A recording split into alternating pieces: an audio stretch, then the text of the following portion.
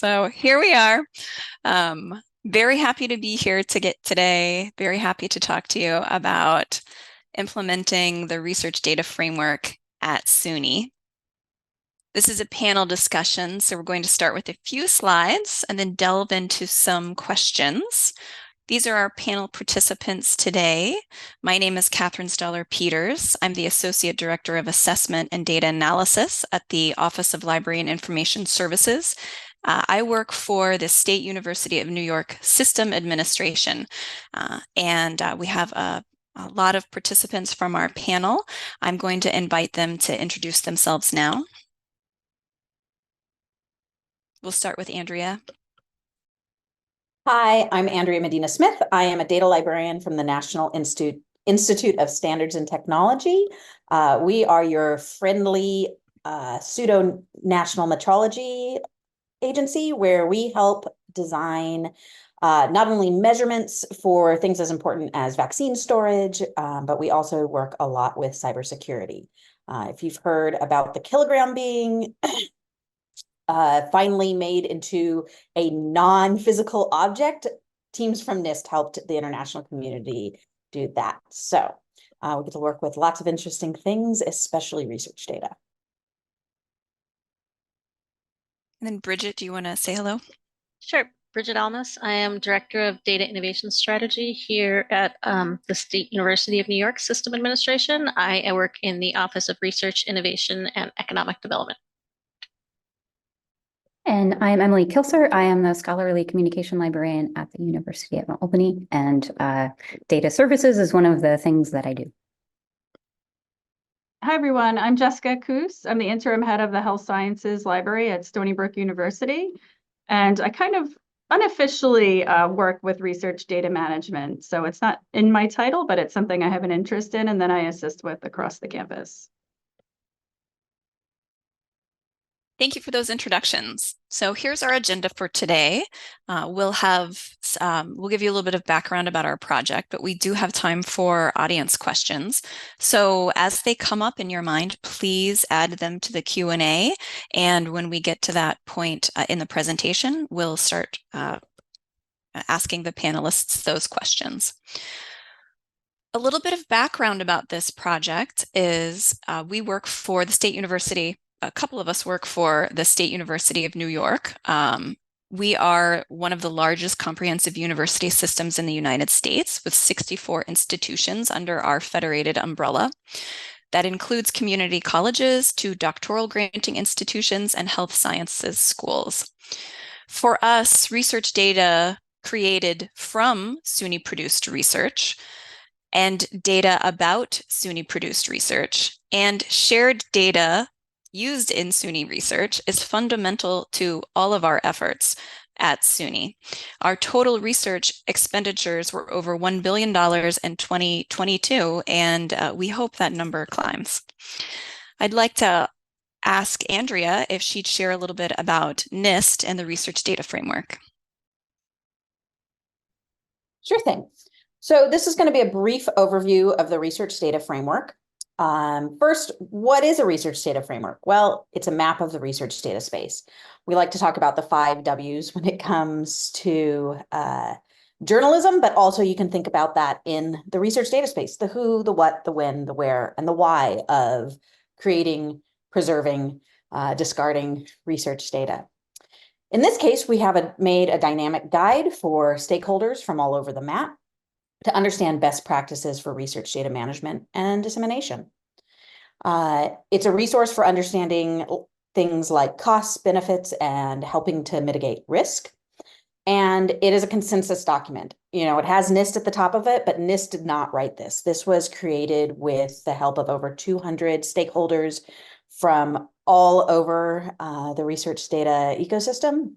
We had something like 18 different workshops and meetings to develop this between our initial one in December of 2019 to our final last year in September. We have released 3 versions of it, and last month we released version 2.0, which is sort of the steady state for now. Next slide, please. So why did we want to do this? Well, there are a few reasons. One, Research is really, really complex. And the research data ecosystem is no different. There are so many different stakeholders, funding models, and sustainability plans that need to be taken into account.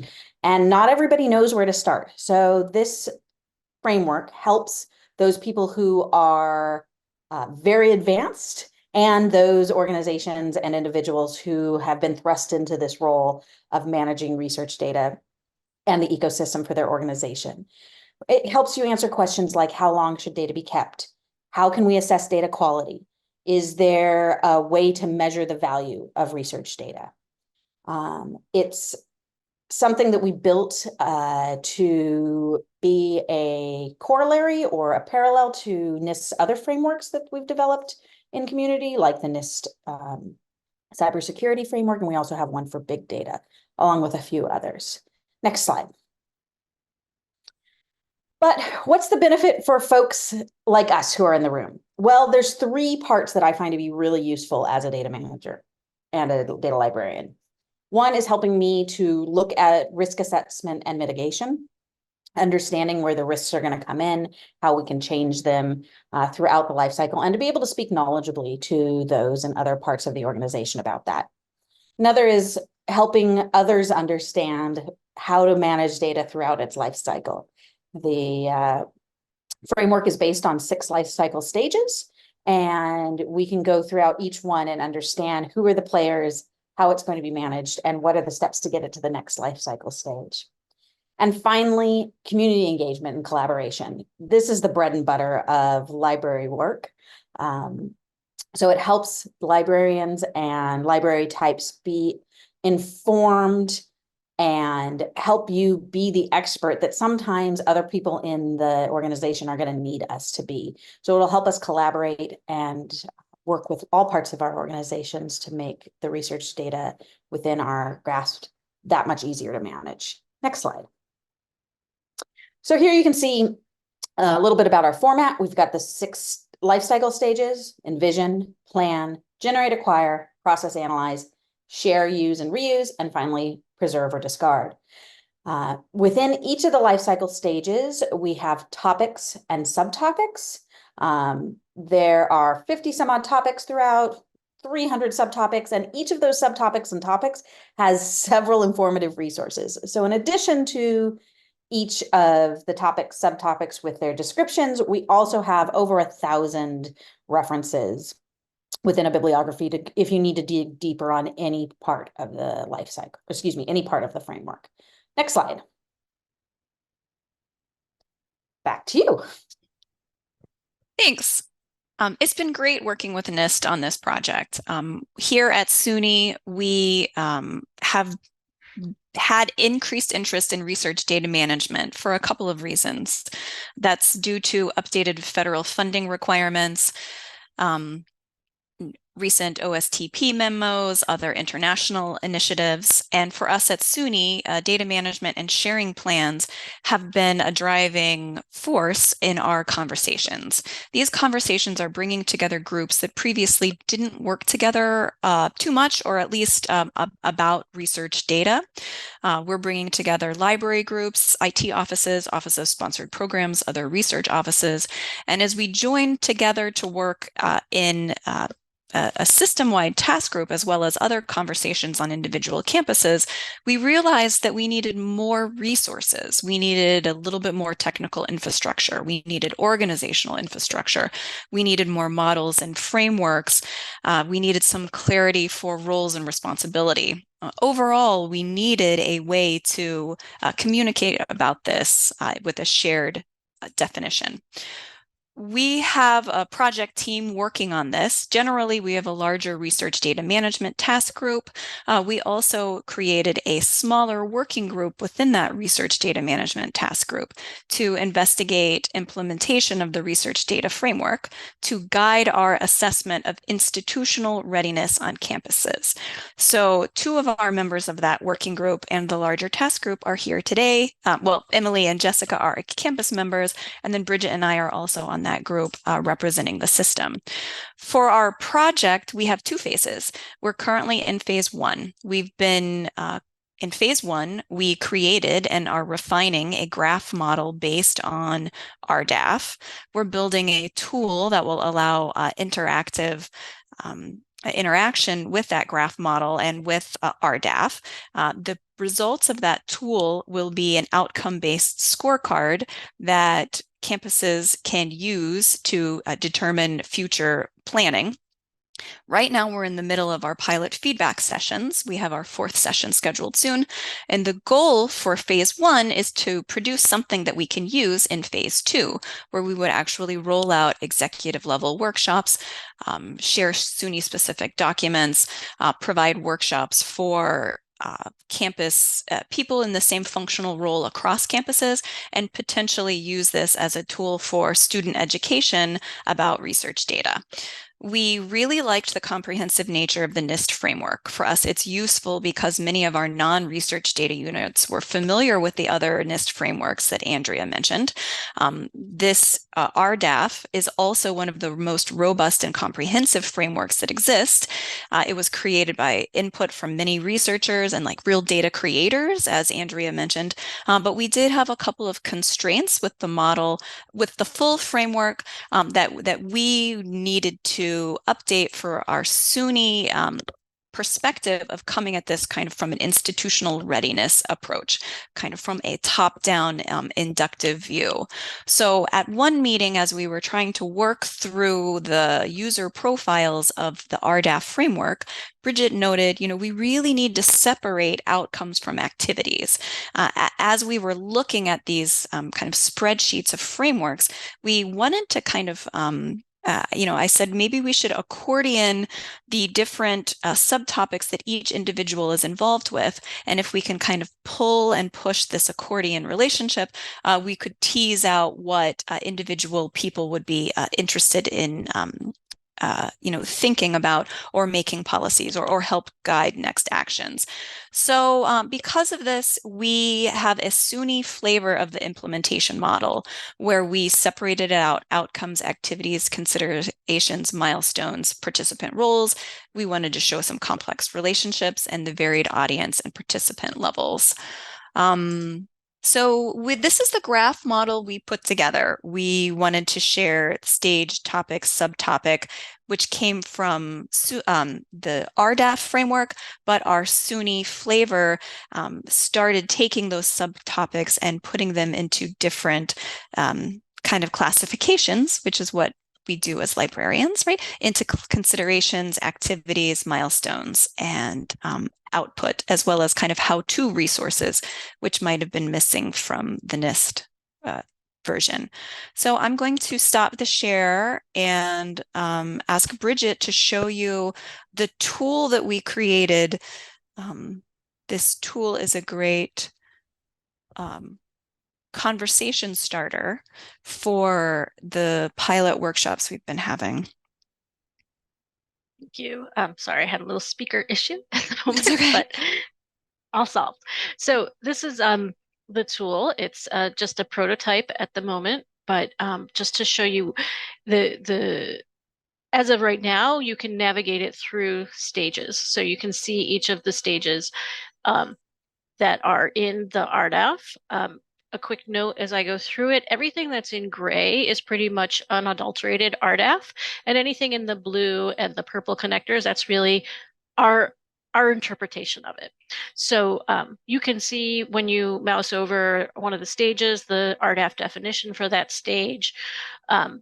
These are the high-level topics in the stage. So I'm going to go back to Envision for a minute. So each of these is a topic in the Envision stage. When you mouse over the Outcomes button, you can see the definition of that RDAF topic.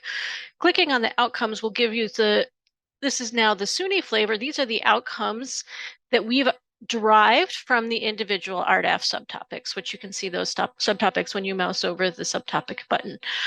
And our intent here in the way it's presented is so that it can be used to guide an interactive discussion at the campuses about readiness and activities around research data management. So when you start, if you haven't indicated your progress, you don't really see anything. But once you access it, so I haven't started. So now now that I'm here, I need to do this. What are some activities here too? This is our sort of flavor of our extension of this particular RDAP subtopic. And then we've gone ahead and assigned who might be the participants that might participate in this. These are individual titles at our campus. As Catherine showed briefly, we also have identified higher level roles because some people may act in different roles, and we thought it would be important to understand, especially if we were talking about how to engage people and what to do. We need to know who would need to be there and what roles they would need to play. We also thought about some methods for doing these activities. At SUNY, everything is a task force, so that's a method. But there's also, and this is, another thinking too, is that as we have the discussions with the campuses, that this list would grow. What are your methods? How are you approaching this? We also identified some milestone outputs, which are different than the outcomes. So these are more like all of these contribute to that eventual outcome. And these are some individual outputs that we could see might be resulting from participating in this activity. We also found that there are several subtopics in the RDAF that didn't really fit into those roles of activities or outcomes. They were really something more like considerations. And so these are connected to the individual subtopics or topics that from which they're derived. They're in gray because these are actually the individual subtopics as they exist in the RDAF, and then the definition is here too.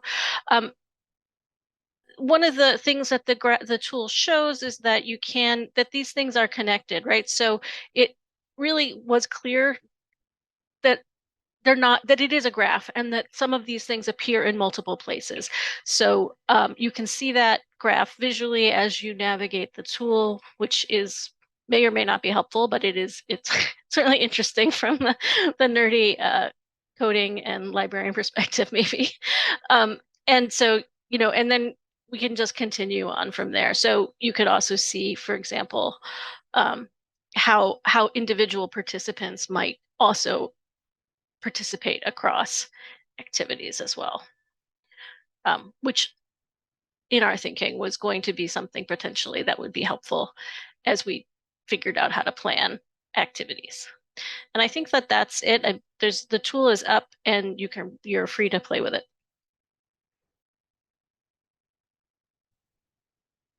Hey, Bridget, could you drop the link in the chat? I don't have it handy. Sorry. And some of the questions specifically about the tool we can answer in the Q&A because I think we might also cover it in the panel discussion. So let's start with our first question. So my first question is for Andrea. What were you seeing at NIST related to research data that sparked the creation of this comprehensive framework? Thank you, Catherine. So it wasn't something we were seeing at NIST in particular. We were in the sense that research data really had a push from the 2013 OSTP and OMB memos in the sense that we now had an expectation to make data open in a way that we hadn't before. So a lot of that was percolating. But beyond that, we were seeing in the greater research data ecosystem, things like RDA and CODATA, that there was a lot of siloing and not really seeing what we were seeing at NIST, which was that it was a huge problem that everyone was having and that it lasted the whole life cycle. People probably were seeing that, but they weren't tackling it as a whole life cycle. And that's something that, since we have experience at NIST creating these community standards and frameworks, we thought that we would be well situated to elicit them and bring it together. And from the responses that you've seen from NIST's RDAF, anything kind of surprising or challenging feedback from the community or a welcome discovery? So as for a welcome discovery, when we were moving from version 1.0 to 1.5, we wanted to test it out with community members. And we had two large workshops. One we called our horizontal, which was all university members. So that was everyone from, sorry, that was That was our vertical. That was our vertical. So it had everyone from provosts to researchers with research administrators, librarians, everything in between. And then we also had one with a single subject, which we called our horizontal, and that was material science. And we were really happy to see that the questions they had and the issues that they brought up were very similar. So we knew that we could do something fairly generic that could capture a lot of the experience of people in the research data world, no matter what their discipline. That being said, we have also had some groups come to us and say, this would be really good if we could tailor it to our specific discipline, which is exactly what we want to hear. We want to hear groups from institutions like SUNY to discipline specific, figure out how to use RDAP to suit them best. Difficult things, there's sometimes when you're speaking a different language from someone. We've had some feedback from the legal side that we thought we had captured all of this, but none of us are lawyers. So no, we hadn't really captured that side.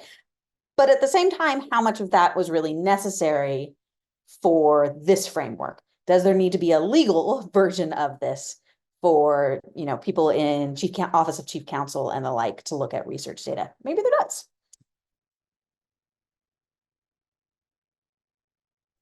Thank you. Great.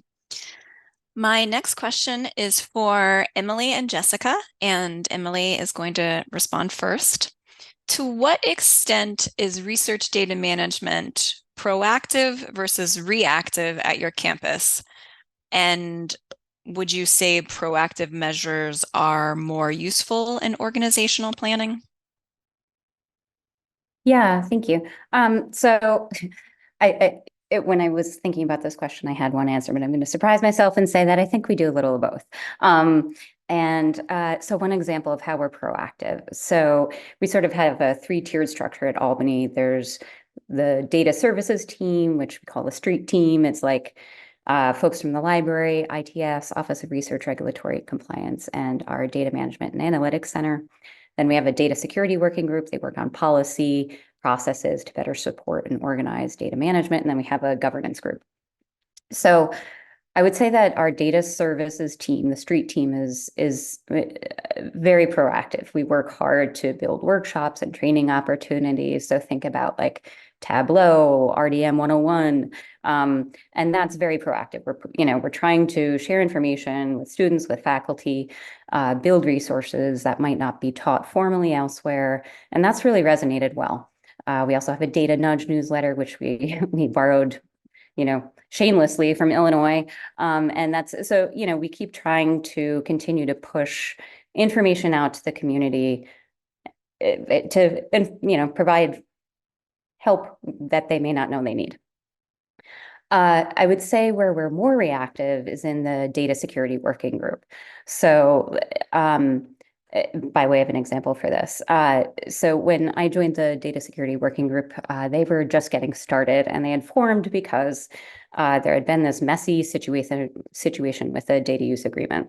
And everybody on campus was like, whoa, what's going on? And what's going on was it was the Wild West. There were people who were signing things. Nobody knew what was being signed. Nobody knew what the university was on the hook for, was agreeing to, what was happening to this data when we were done with it. And there was nobody sort of monitoring it. And so that's a problem, right? So the group worked together for about a year. We built a form, we built a workflow, we built handoffs between, the ITS needed to look at this, research administration needs to look at this. We identified signature authority, the unit responsible for the process as a whole, and now we're working on the compliance piece. So yeah, it wasn't great that we had this messy situation, right? But I think what was successful is that the group reacted to it. And to a certain degree, I think that, generally institutions are always going to be reacting because that, in the beginning you said that the landscape is changing, the compliance requirements are changing, policies changing. And so we're always going to be reacting. But I think making sure that we get the right people in the room, we respect one another, we recognize each other's subject matter expertise and build those bridges and connections, like that's where we can be successful.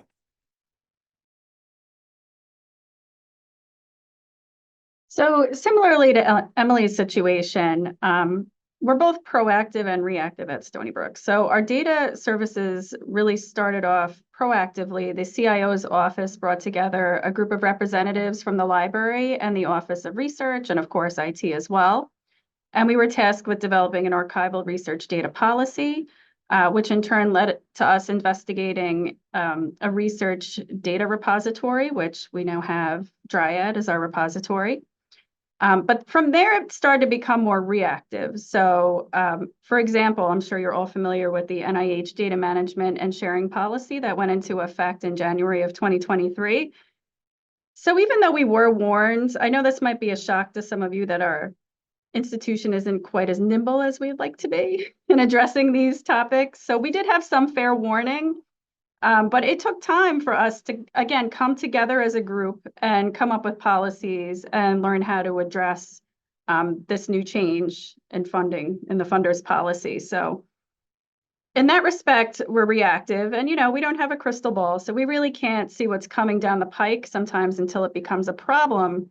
But I really think it's important to be proactive and just have at least some sort of group or structure in place to, as quickly as possible, try to address such situations. So really having a balance of both is ideal, but you should really start from a proactive perspective, ideally, if that's possible. So communication and outreach are, of course, key to that. I'm sure nobody else has this issue of their institution being very siloed. So it's really a lot of outreach, even cold calling, and just trying to get in touch with people across your university to try to bring these people together and to really move forward and be able to help our researchers. So I feel like the framework is a great tool that could be used to do this. It could show you exactly who's important within your institution, what areas you should be thinking of addressing as you move forward. So I really think it could be useful for campuses, regardless of what stage you're at, if you already have something in place or you're starting from scratch. Thank you. Thank you both. Yeah, I also think reactive, proactive versus reactive. Reactive really means you're learning. Can't really figure out how to provide proactive planning without some expertise. And I feel like the reaction is how you build the expertise. So I do really appreciate both of those comments. So this question is for Jessica and Emily, and Jessica will answer first. What are the biggest barriers you face in getting support for research data management at your campus? And if applicable, how do you hope to make use of this interactive model of RDAP to address them? So this is not going to come as a surprise to anyone, I'm sure, but funding and the resulting infrastructure are our biggest barriers here at Stony Brook. So I really would love to have more of a system in place to address our researchers' needs as they arise. But I think that the checklist could really be beneficial, particularly if it comes down from the SUNY level to our institution, and really getting the administrators' attention here and helping them realize that this is everything that needs to be addressed and that it's a very significant issue and that really we should be advocating to put more funding behind it. I don't know if any of you have seen that ACRL webinar that had outlined basically an estimate of the costs of research data management, but they're quite significant.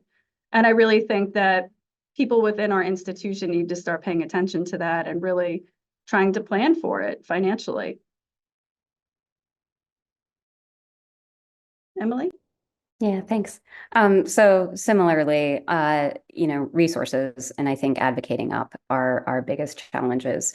Something we've done really well, I think, at Albany is build teams at the data services level and the data security working group level that do have that trust in place and where we do rely on each other's expertise and see this as something that involves units across campus where we all need to work together.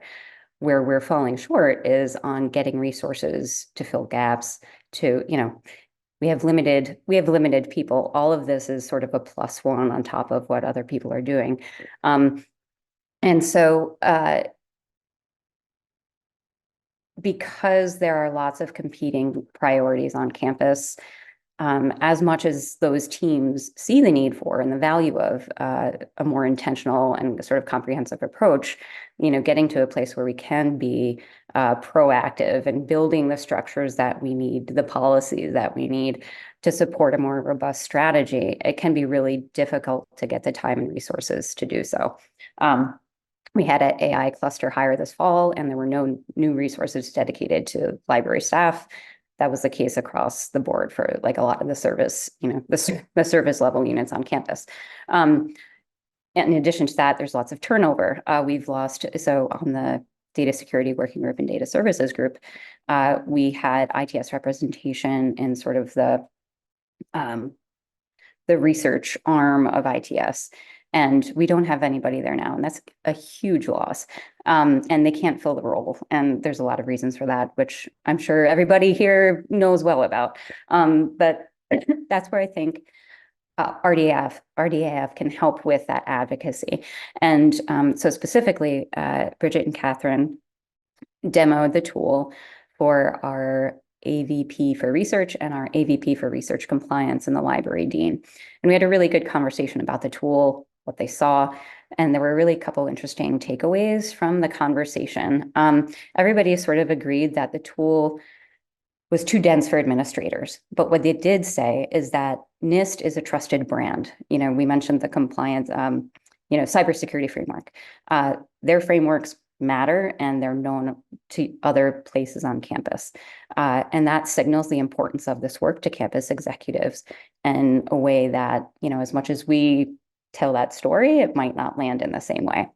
They also mentioned that the tool would help set with data security working group priority setting and scoping, which I was really excited to hear. That was something when I saw this, I was like, oh God, thank God. We can point, look, we need to work on this too.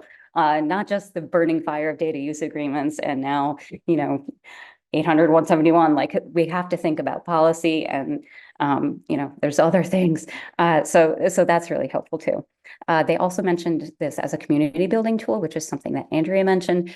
The idea being that because SUNY had developed this tool, it would develop a shared language across the SUNYs where we can, come together and talk about how we're using the tool to get buy-in or investment in these services and share tips for making that case to admin to get the resources that we need. And specifically about resources, something that was interesting was the idea of resource allocation being built in the tool to identify, here's a required person that's available and we can tackle this now. Here's a required person or something that we don't have, but we absolutely need it. And so also, again, that idea of seeing clearly where the holes are and being able to use NIST and this tool to say to, our governance council, our, provost, look, we need this. And then last, the idea of like a sort of filtering all that down into a one-page document that we could hand to the governance council to say, here's why this is important. Here's why we're working on the priorities that we are. And, this all sort of under the umbrella of a NIST framework that is robust and has value for guiding this work. So all of that I found heartening. And so I'm excited to see how we use it at Albany. I appreciate you making those connections with that Andrea had said about kind of building community and how, this tool, it looks nice, it looks phenomenal, but it is a community building tool. Just as a quick follow-up, how many faculty were hired in the AI cluster hire? I can't remember if it was 17 or 27. There was a 7 and it was one of those, a fair amount. There were no people. Yeah. I thought that was a really interesting point that, there was an emphasis on bringing in the faculty and then the services to support those faculty are sometimes, secondarily or just kind of absorbed into the system. My next question is for Bridget. So in the initial pilots that you've run, how have the plans for the tool changed and what do you think we'll be doing going forward? Sure. So, it's interesting because originally the tool was, created to help us in our little working group just get our hands around the framework, because we were saying, okay, we're going to build some recipes on how to use the framework, and we said, well, do we know how to use the framework? And so then that was really how it started, and then we in our discussions said, oh, this actually could use as a guide for us discussing with the campuses, and then we built in the scorecard element of it, and I had envisioned that it could even go further, where campuses could add their own resources to it, say, okay, let's add a link to my policy here or this resource that I'm using there, and really have it be something that you built up along the way, sort of as the repository of information about your research data management. And so one of the things that was interesting from the conversations we've had so far is that really that a lot of that, while might be good, it isn't really what people need right now. They really just need the tool to guide the discussion, and that as it is, as Emily mentioned, it's overwhelming, and even as in this form. So one of the really useful suggestions we had was to really make it use case driven, to say, okay, given this use case, what is my path through the tool, or entering it from different places, so that you're not looking at it and saying, okay, I see these stages, where do I start? And then you expand it out and see thousands of things. So really, I think that's one of the directions to go with it, is to make it easier to get into it from where you want to go and what questions you have to answer, and also to kind of just keep it simple too, to not overburden it with additional things, but really just use it as a tool for engaging the discussion. And I think the final thing is to have some sort of output of the scorecard. We really would like that to be something to take away from the discussion. So the scorecard and sort of a one pager of how it all fits together. And as the person who is drafting that first one pager or starting that work, that is incredibly hard for me. How do I distill everything we've been discussing for 4 days into a one-page document that, I think the way it was presented from one of our experts at Albany was the criticality of, the need for managing data. So I'm working on it. So I think Andrea has a few questions. Yeah, so Catherine, we at NIST, and this will go a little bit into CJ's question, are looking for feed type. This data model that you have created on the back of NIST is fantastic. NIST framework is fantastic, but were there topics and subtopics that were missing within the framework for higher education? That's sort of a yes, no, but deeper than that, we want to know what the process was for going through the framework to go from that textual, figure out what was missing, and create the graph model. So we took on the NIST website is the profiles, the framework profiles. So you can there's a spreadsheet for all of the topics and subtopics. We started with that, and we did bring in the definitions for each of those topics and subtopics, because there was a lot of times where we would have to go back and look at what this subtopic actually means. And we had a giant spreadsheet where we had columns for the classifications of kind of what this graph model was, what kind of the bigger chunks that we wanted to assign the subtopics for RDAF. And your brain has to be in the space to be able to do that mapping. So you have to be quiet, give yourself a couple of hours. You really have to do it at one time, because Catherine, who is thinking today, may have a different perspective of how I'm considering, considerations tomorrow. So I do like to be in the same frame when I'm doing those mappings, so that I can then come back and test it. Bridget and I definitely had conversations about definitions, but very much, this says capital expenses. Do we think that we want to have capital resources in this? So we really paid attention to how, to the definitions as much as what the topics and subtopics were. In terms of what might be missing, there's almost nothing missing from this model. It's very comprehensive. I do note that there is a section in the researcher's life cycle where they close out their project. So the project closeout is the one thing that's kind of missing. It could be in the plan stage. It's just not in the kind of the research life cycle. It could be in the preserve discard stage. I don't know, but there's a time where we want to tell researchers to tie up their ends. That's also where the administrative component is. So, that's one thing that even we didn't include in this model that we've been iterating over and over. So I think that answers your question. Yeah, thank you. Bridget, can you tell me what it's taken to get all parts of the institution on board for implementing and institutionalizing the RDAP? Were some groups harder than others? So I would say that's still a work in progress, right? So here, my role in the Office of Research at SUNY System is, and our role in this office is really to help drive and bolster the activities of campuses and provide them additional supports that they need to do the work of research. And so I think that was, being in this office,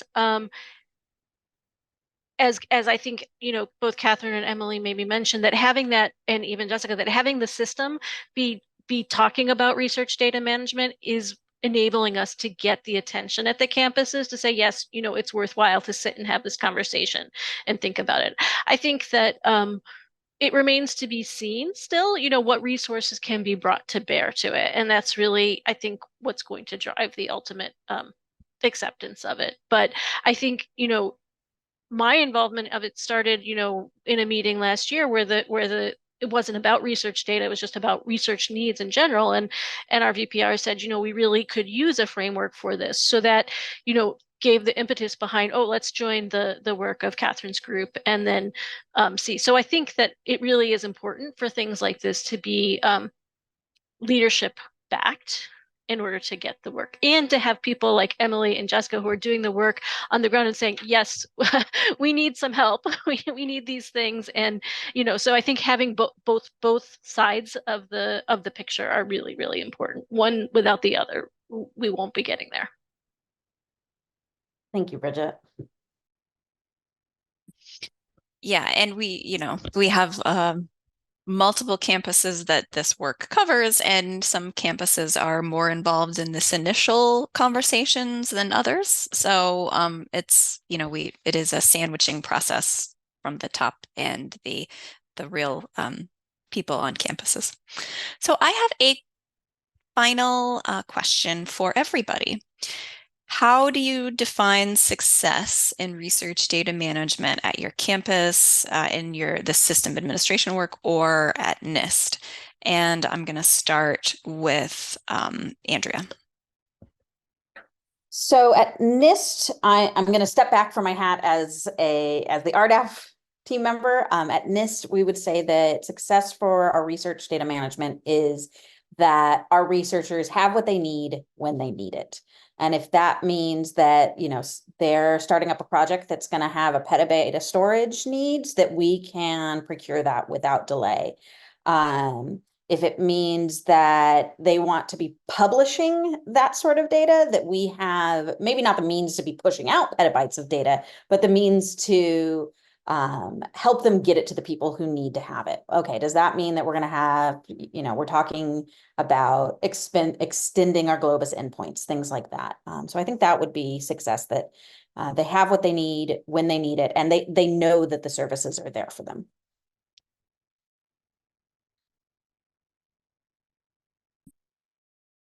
Do you want to go next, Bridget? Sure. So I think from the system perspective, there's different aspects of it. One look at success would be that the SUNY campuses are enabled and know what they need to do to take care of research data for their researchers at their campuses. I think looking bigger picture, it's that as a whole, SUNY's research data can be used across SUNY by SUNY researchers at different campuses, and more generally by researchers outside of SUNY to increase the impact of research. So I think that, those are really big goals, but that ultimately I think is where the success lies. Yeah, I think, I agree with both. I think, as, really big picture, success at Albany would be us getting to a place where everyone is working together to make things work better and sort of understands and values that this work needs to be done.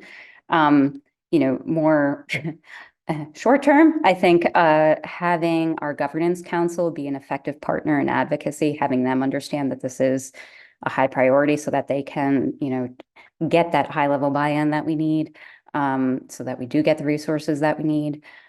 Because I think, the other pieces are working well. I'd also love to get to a place where we have the space to be a little more strategic about the goals that we're setting for, for the data security working group. And I think we're getting there, but yeah, those are some quick thoughts. So similarly to what Andrea had said, I think success at Stony Brook would be that we have the infrastructure in place to support our researchers' needs in terms of storage and preservation, as well as any support they might need along the way with coming up with ways to manage their data in general. And also one thing that Andrea had mentioned that really resonated with me is the communication across the university. So we have researchers that have never heard of the DMP tool. And that's a problem to me because they're struggling to write these plans. It's not going well in some cases. We're here to help them, luckily, but just really coming up with some sort of way to really communicate everything that's available to people and make sure that all of our researchers are aware that, we have these resources to help support them. So I think that would really be key. Yeah, I like that, Jessica, that mentioned that you may know something so well, but it doesn't matter if the person who's supposed to use it has no idea that it exists. And that is a consistent kind of throughput question about getting your message out. Let's go to the Q&A.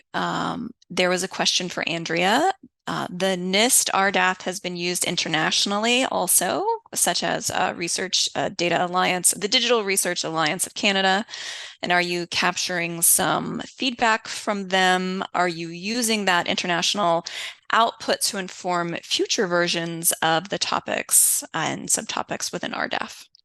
Yeah, so we actually got a lot of feedback from the Canadians in between versions 1.0 and 1.5, and all of that was folded into our new to 1.5. They were fantastic.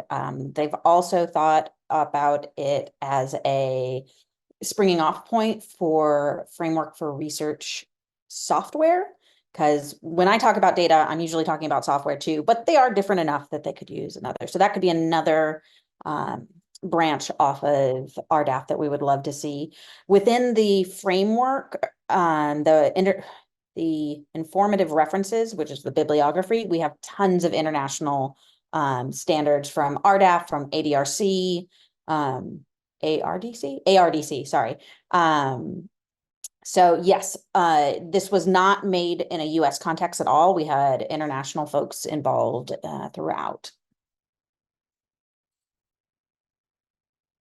Thank you. The next question is, how are you dealing with the change in posture of cloud providers like Box and Google Drive? Storage limits only for collaborative storage?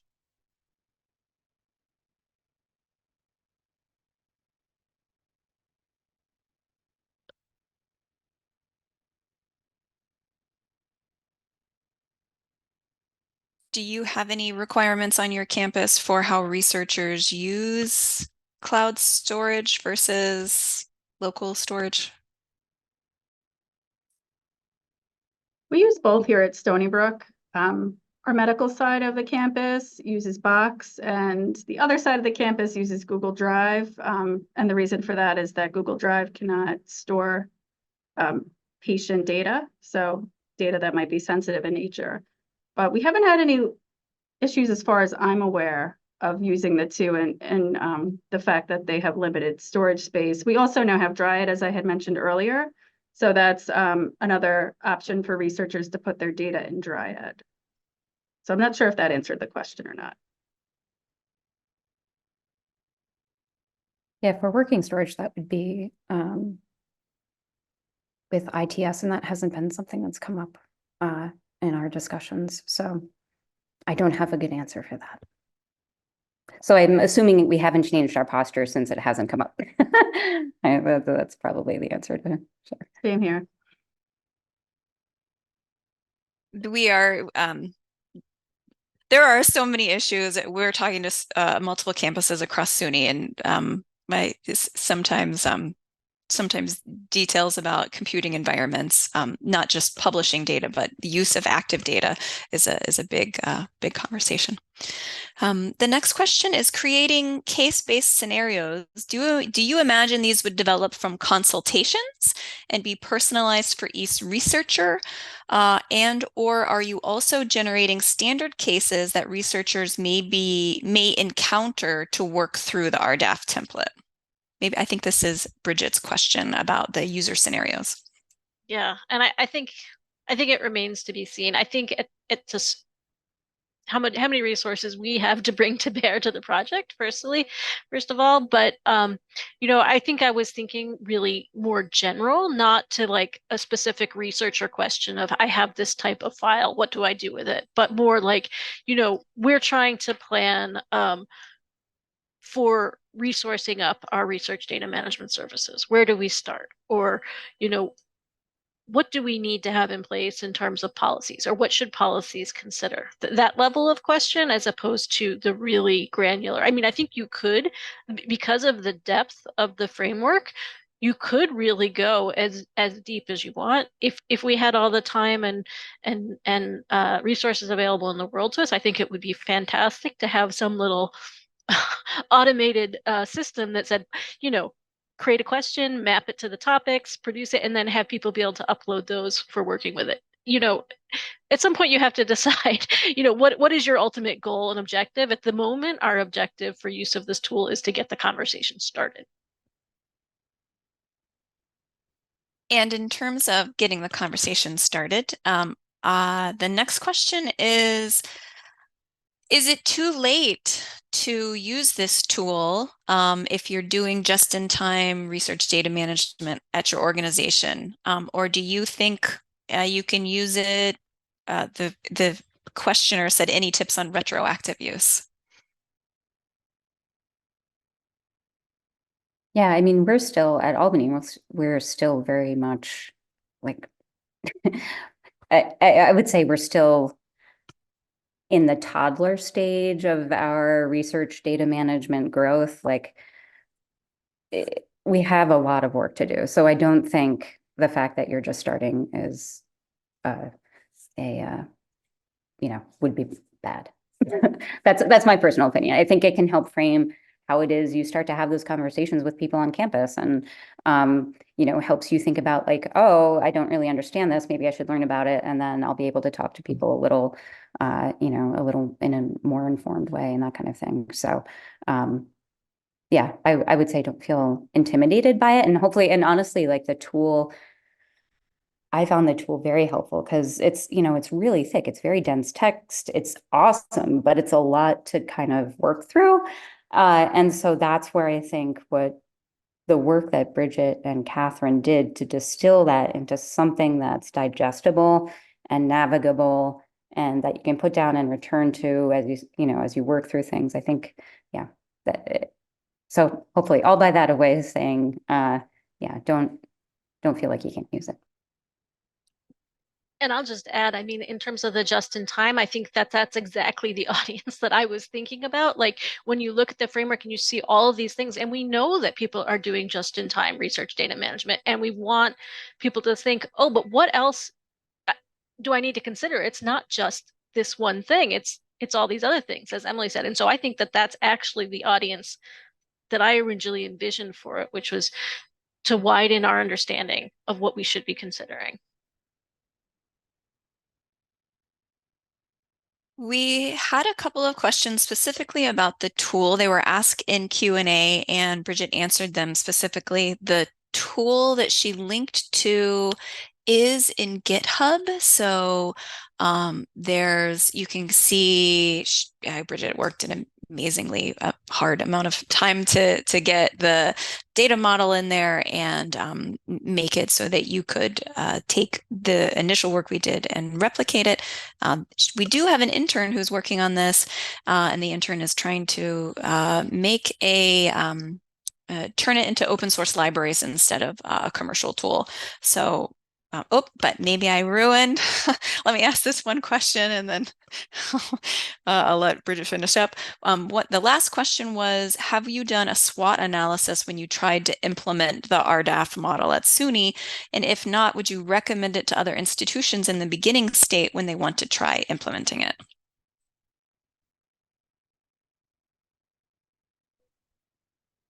We did not do a SWOT analysis here at the system. But we probably have it in the tool as something someone can do as they're trying to figure out their risks. That's true. Go ahead, Andrea. Were you going to say something? No, I was going to say, I'm pretty sure I saw it in the tool. And a SWOT analysis can always be a good way to look at beginning a project. So I would not say no, clearly use only the RDAP. If SWOT helps get you into the room and having the conversation, then great. Yeah, and I would definitely, if you could SWOT just the topics and subtopics, just start from there. Especially, the way I would start was from the way we've interpreted the tool, and then you just put it in the quadrants. That's a really great visual way to demonstrate what you might be able to dive into with the tool. So it's good. I'm sorry, we only have 1 minute, but I wanted Bridget to tell us next steps for the tool, and maybe in 30 seconds and 30 seconds next step for RDAP. I'm sorry. Just briefly, I think you've already mentioned it. We had to use a proprietary library just to get it up quickly, and we're hoping to make it fully open source. That's what our intern sitting outside my office right now is working at very fast. And so that's my goal, is for it to be just a community tool that you can take and use as you wish. So next steps for RDAP, we are looking at hosting a couple more workshops. We did host a workshop on Monday with RDAP, and we're hoping to have a couple more. That workshop was recorded, so if you'd like to know more, you should be able to access that through the RDAP website. So that's it. Thanks for your time today. We're around. Thanks for talking with us.